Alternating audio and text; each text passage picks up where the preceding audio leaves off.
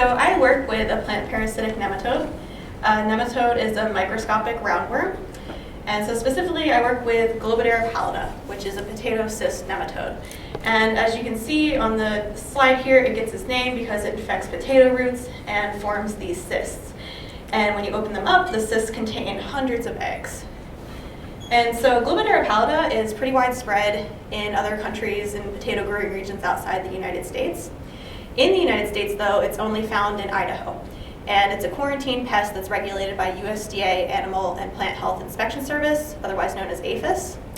And so it was found back in 2006, and it caused quite a panic. Other countries immediately stopped importing Idaho potatoes for fear they could have been infested with this nematode because it travels with the soil and with it contaminated equipment and potatoes. And so APHIS then contained the infestation, and there's currently 3,500 infested acres and an additional 3,000 acres that are associated and also regulated.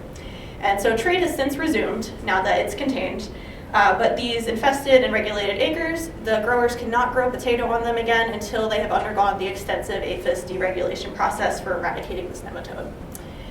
So they're losing a lot of money from that, and so it's really important that we try and eradicate this problem. But Globodera pallida is difficult to control and even more difficult to completely eradicate. So it can survive, the eggs can stay viable in these cysts in the soil for decades in absence of a host. It will only hatch in the presence of a chemical hatching factor that's produced by a host or closely related species. And so it's difficult for the primary control method currently is chemical fumigation, and even with that, it's really difficult to completely eradicate this from the soil, and it's also a major hazard to human health and the ecosystem. And so my research looks at more sustainable ways to help control this nematode, which are trap crops and crop rotation.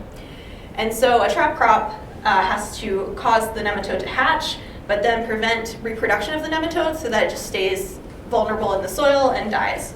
And so Solanum sisymbriifolium, or Litchi tomato, which is also shown in this slide, has been proven to be a successful trap crop for this nematode. However, it doesn't produce a valuable crop for the growers, so it's kind of a waste of a season for them to grow that, and it also has potential to become a really nasty weed in their field. And so we also found evidence that quinoa can cause hatch of this nematode, and so my research was to determine if quinoa compares as a trap crop compared to Litchi tomato. We also compared this to a control barley, which does nothing to the nematode. And so we ended up finding that quinoa is not as effective as Litchi tomato.